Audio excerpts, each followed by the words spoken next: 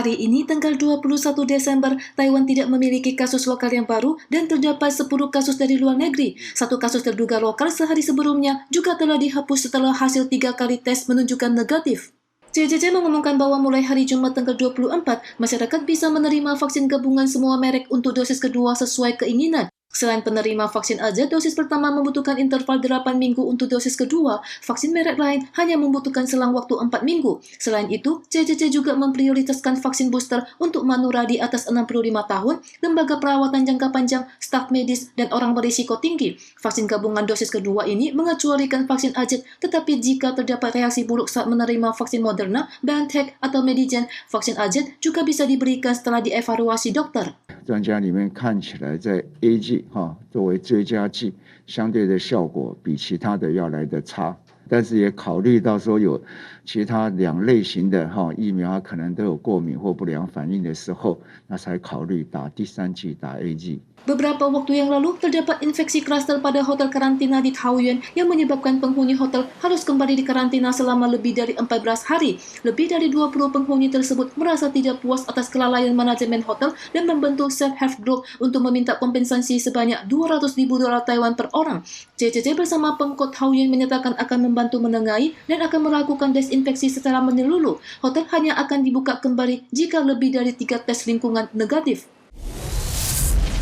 Komite Revolusi Industri Keempat Korea Selatan mengadakan konferensi global pada 16 Desember. Untuk itu, pada bulan September, mengundang Menteri Tanpa Portofolio Yon Eksekutif Audrey Tang untuk menyampaikan pidato secara online. Tetapi pada pagi hari konferensi, pihak penyelenggara memberitahu pembatalan undangan penyampaian pidato secara mendadak dengan alasan mempertimbangkan hubungan lintas selat. Kementerian Luar Negeri Taiwan mengkritik Korea Selatan atas perilakunya yang tidak sopan. Kementerian Luar Negeri memanggil pejabat perwakilan Korea Selatan di Taipei, Hong Sun Chang, untuk menghadap dan menyatakan ketidakpuasan keras pada tanggal 20. Pada saat yang sama, perwakilan Taiwan di Korea Selatan, Tang Tian-wan, juga menyatakan protes keras dari Taiwan terhadap pihak Korea Selatan.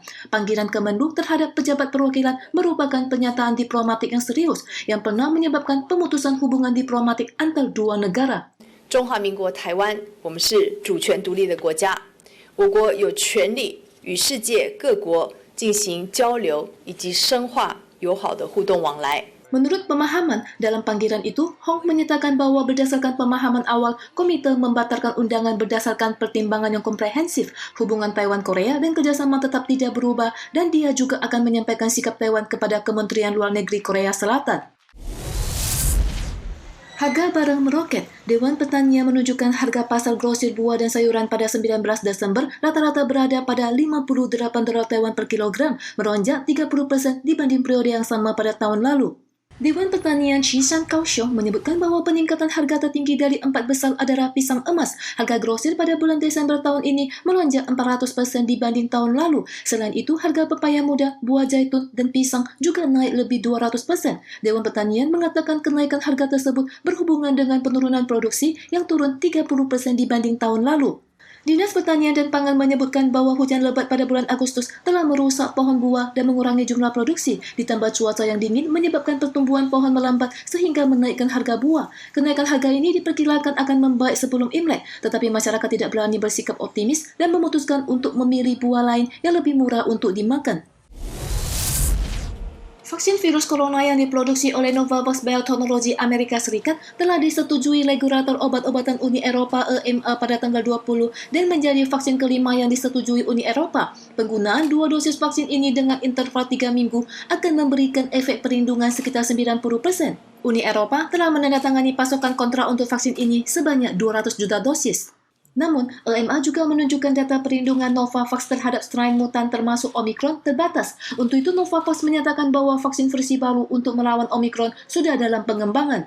Pada tanggal 20, dari data laboratorium ditemukan bahwa penyuntikan setengah dosis suntikan booster ketiga vaksin Moderna, yaitu sekitar 50 mikrogram, akan menghasilkan 37 kali lipat antibodi penetralisir terhadap Omicron.